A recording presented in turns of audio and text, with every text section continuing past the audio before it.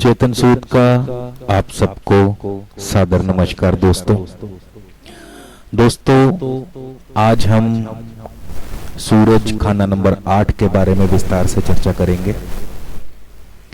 तो जैसा कि आप सब जानते ही हैं कि खाना नंबर 8 यानी भाव नंबर 8 शनि का अपना भाव है, और ये भी सबको ज्ञात है कि शनि आयु का कारक है, मृत्यु का कारक है। शनि को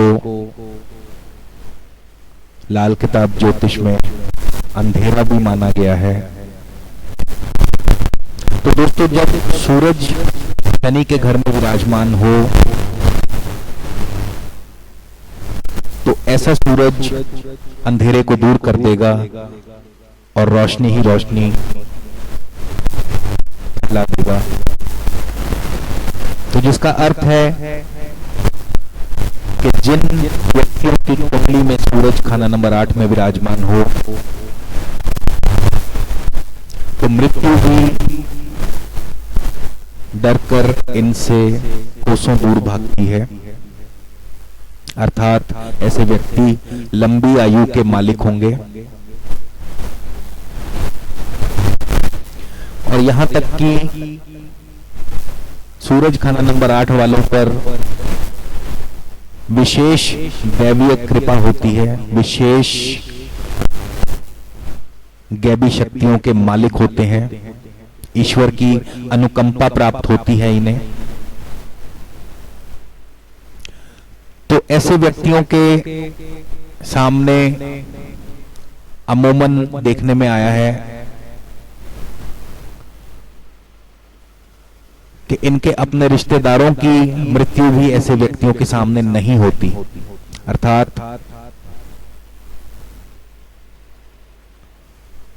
ऐसे व्यक्ति मृत्यु पर विजय पाने में सफल होते हैं। इसका कतई ये अर्थ नहीं कि ऐसे व्यक्तियों के आगे मृत्यु हार जाती है, किंतु लंबी आयु के ये मालिक होते हैं, दीर्घायु के मालिक होते हैं। सूरज खाना नंबर 8 वालों की एक विशेष बात कि ऐसे व्यक्ति खुदगर्ज भी होते हैं। इनका जन्म चाहे गरीब से गरीब घर में ही क्यों ना हो, चाहे बचपन में कितने ही अभाव क्यों ना देखने पड़े हों, मगर ज्यों-ज्यों बड़े होते जाएंगे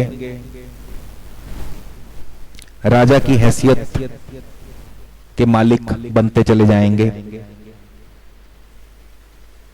समाज में मान होगा, सम्मान होगा,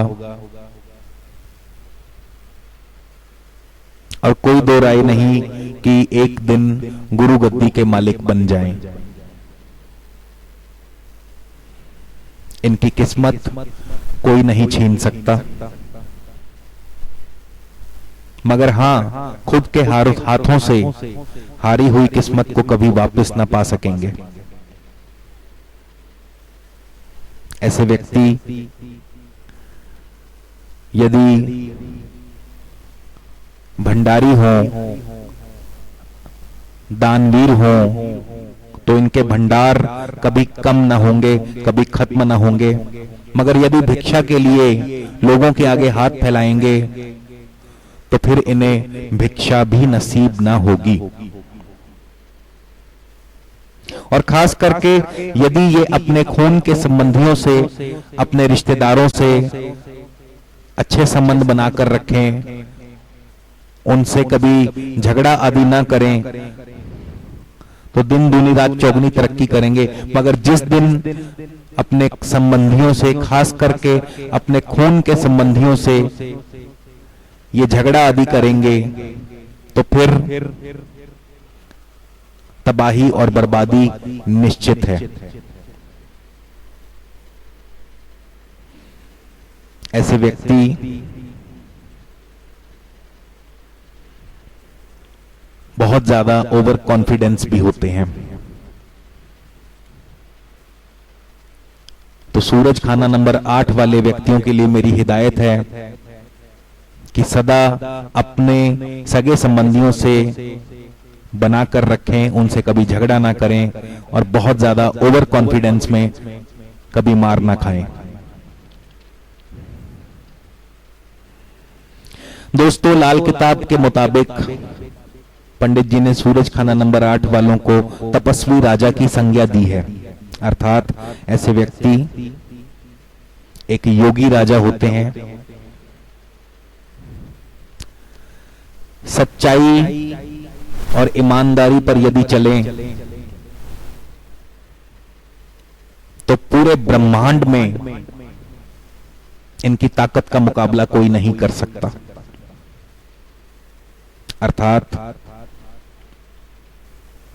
ऐसे व्यक्तियों को सदा सच का साथ देना चाहिए, अपने जीवन में सदा सत्य बोलना चाहिए, तो इनके आगे कभी कोई शत्रु नहीं टिक सकेगा, इनका जीवन में कभी कोई बाल भी बांका ना कर पाएगा। दोस्तों, यदि सूरज खाना नंबर 8 में हो तो मंगल कभी बद ना होगा, बशर्ते कि अपनी कारस्तानियों से, अपनी हरकतों से उसे बद ना किया जाए। ऐसे व्यक्तियों में ईश्वरीय दैवी कृपा विशेष रूप से होती है और ऐसे व्यक्ति मुर्दों को भी जिंदा करने की ताकत रखने वाले होते हैं। अर्थात जिंदगी से मायूस लोगों के मनों में भी ऐसे व्यक्ति मनोबल को बढ़ाने की ताकत रखते हैं, धन दौलत के भंडारी होते हैं।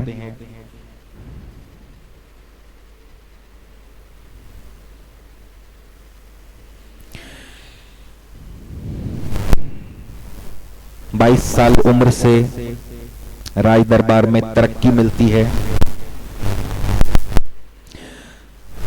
ऐसे व्यक्तियों की ताकत का अंदाजा लगाना बहुत कठिन होता है। सूरज खाना नंबर 8 वाले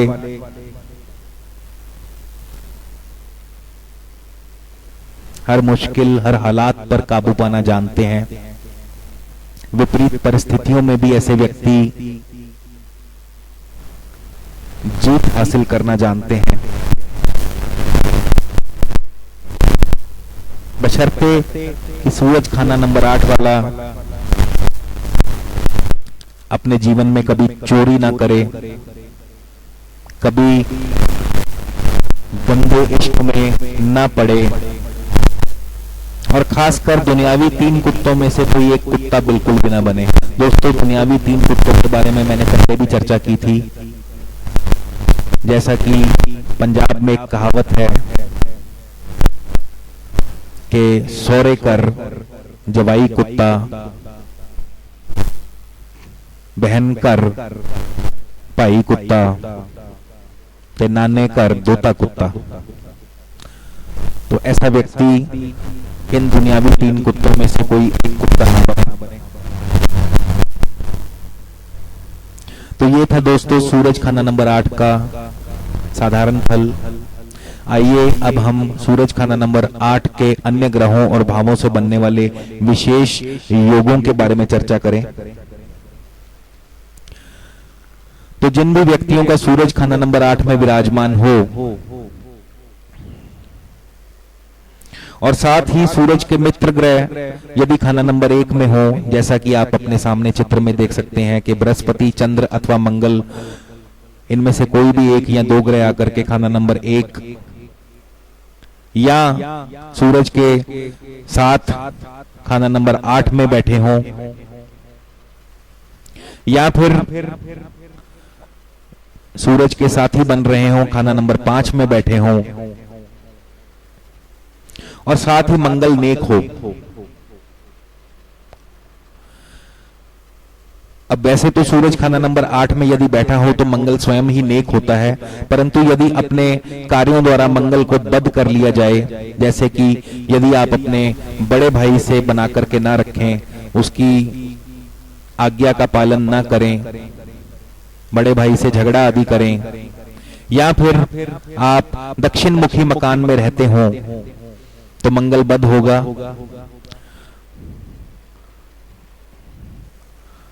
तो ऐसी ग्रह चाल में दोस्तों सभी ग्रहों का कुंडली में नेक फल प्राप्त होगा, जैसा कि आप अपने सामने चित्र में देख सकते हैं। यदि बृहस्पति चंद्र मंगल खाना नंबर 1, 5 या सूरज के साथ ही खाना नंबर 8 में हो और मंगल नेक हो तो कुंडली में सभी ग्रहों का नेक फल प्राप्त होगा, सब तरफ उत्तम फल प्राप्त होगा। ऐसा जातक खूब तरक्की हासिल करेगा। मगर यदि दोस्तों सूरज खाना नंबर 8 वाला व्यक्ति अपनी कार्यों द्वारा सूरज का फल खराब कर ले, या वो दक्षिण मुखी मकान में रहता हो, या गंदे इश्क में पड़ जाए, अपने सगे संबंधियों से झगड़ा करने लग जाए, या स्वभाव से या उसके स्वभाव में चोरी करने की आदत हो, तो फिर इस घर में बैठा सूरज शनि के माध्यम से ऐसे व्यक्ति पर अपना बुरा असर, अशुभ असर देगा। ऐसे व्यक्ति को जहरीले जानवरों से खतरा होगा, फूड पॉइजन। ऐसा व्यक्ति सदा औरतों के प्रेम में फंसा रहेगा, गैर औरतों के संबंधों में फंसा रहेगा, जो कि उसकी तबाही और बर्बादी का कारण बनेगा। एक खास बात, सूरज खाना नंबर 8 वाला व्यक्ति यदि स्वयं बड़ा भाई हो, यानी उसके अन्य भाई उससे उम्र में छोटे हों और स्वयं काली गाय की सेवा करने वाला हो, तो ऐसा व्यक्ति लंबी उम्र का मालिक होगा, दीर्घायु होगा। एक बात का ध्यान रखें कि सफेद गाय ऐसे व्यक्तियों के लिए मंद भाग्य की निशानी होगी। दक्षिण मुखी मकान सूरज के फल को और भी अशुभ कर देगा।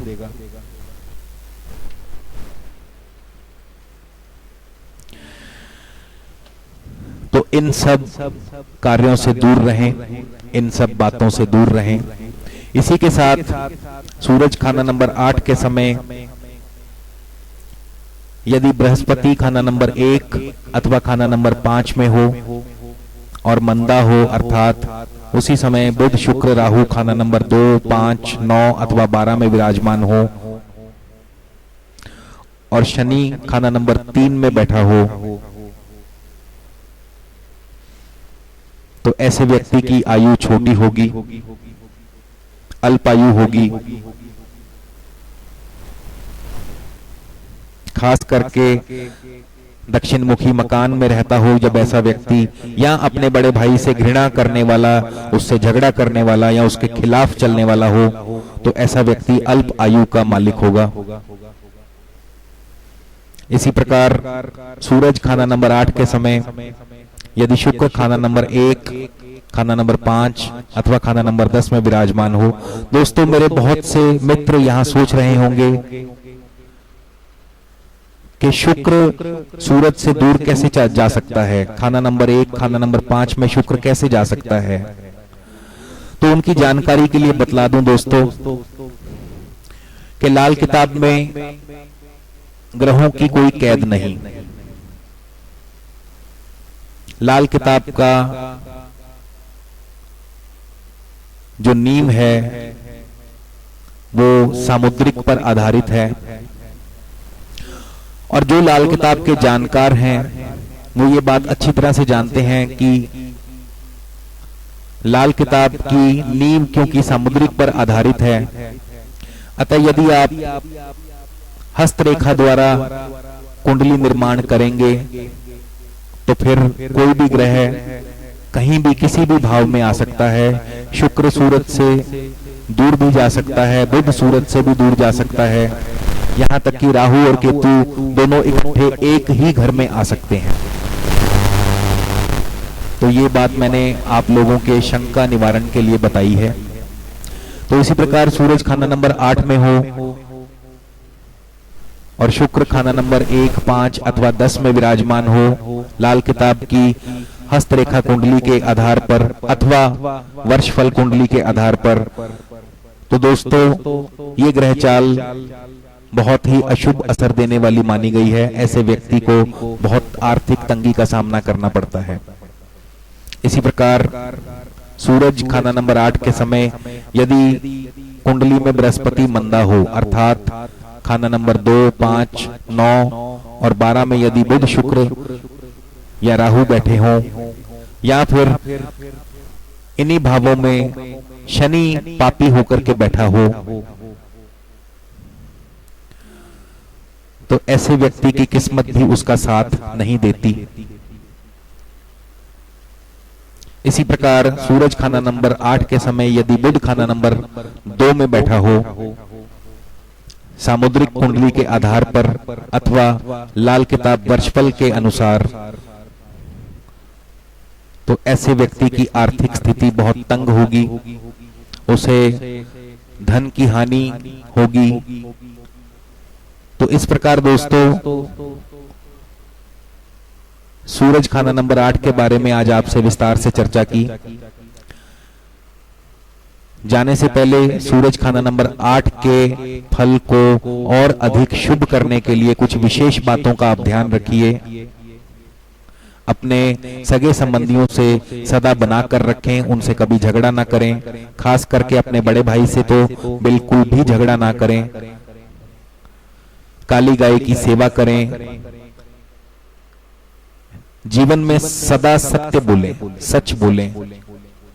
आप स्वयं पाएंगे कि आपके दुश्मनों के सर आपके सामने अपने आप झुकते चले जाएंगे। चोरी आदि से दूर रहें, गंदे इश्क से दूर रहें, दक्षिण मुखी मकान से बिल्कुल दूर रहें। तो फिर जीवन में आपको कभी किसी कष्ट अथवा मुसीबत का सामना नहीं करना पड़ेगा और सूरज खाना नंबर 8 का आपको बहुत नेक फल प्राप्त होगा। आप पर ईश्वरीय कृपा बनी रहेगी। तो इसी के साथ आप सबसे विदा लेता हूं। नमस्कार, धन्यवाद।